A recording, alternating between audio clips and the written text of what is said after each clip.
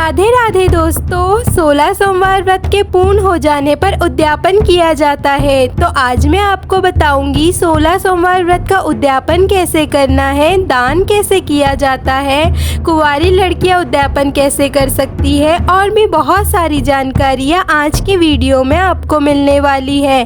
तो अगर आपने अभी तक मेरे चैनल को सब्सक्राइब नहीं किया है तो जल्दी से चैनल को सब्सक्राइब कर लीजिए और संपूर्ण जानकारी के लिए बिना स्किप किए वीडियो को एंड तक जरूर देखिए। 16 सोमवार व्रत की 16 संख्या पूरी हो जाने पर 17वें सोमवार को उद्यापन किया जाता है, लेकिन किसी कारणवश या मासिक चक्र के कारण अगर आप 17वें सोमवार को उद्यापन नहीं कर पाते हैं तो आप 18वें सोमवार को उद्यापन कर सकते हैं। 18वें सोमवार में भी अगर कोई समस्या हो तो आप आगे के किसी भी सोमवार में उद्यापन कर सकते हैं। 16 सोमवार व्रत का उद्यापन पंडित जी से करवाना चाहिए, क्योंकि इस उद्यापन को पूरे विधि विधान से करना आवश्यक होता है। लेकिन अगर आप पंडित जी से उद्यापन नहीं करवा पा रहे हैं तो आप स्वयं भी उद्यापन की पूजा कर सकते हैं। आपको ये पूजा प्रदोष काल में यानी शाम के समय करना है।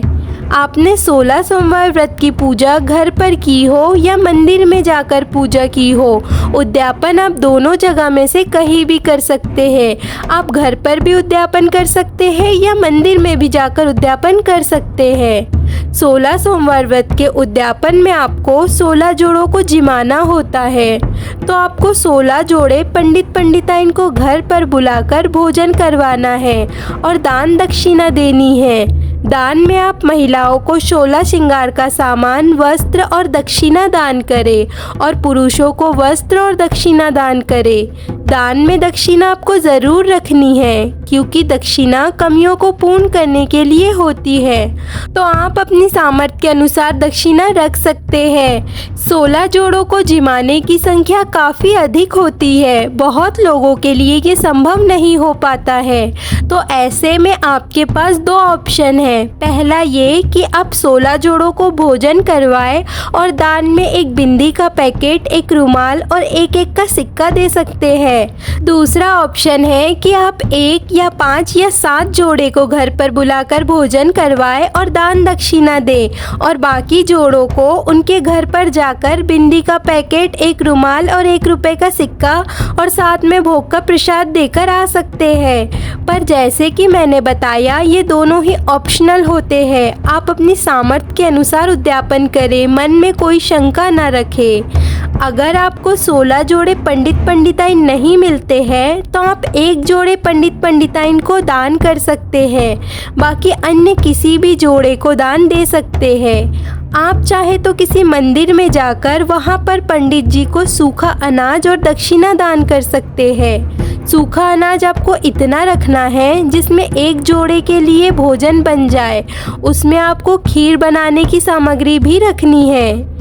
उद्यापन के दिन आपको 1.25 किलो या 5.25 किलो आटे के प्रसाद का यानी चूरमे का भोग अवश्य ही लगाना है। इसके साथ आप खीर, पूड़ी, हलवा भी बना सकते हैं। आप कुंवारी हो चाहे विवाहित हो, आपको उद्यापन इसी तरीके से करना है। कुंवारी कन्याओं को भी 16 जोड़ों को ही जिमाना है। उद्यापन के दिन भी आपको सुबह से व्रत रखना है। जैसे आपने बाकी के सोमवार में व्रत रखा था वैसे ही आपको व्रत रखना है।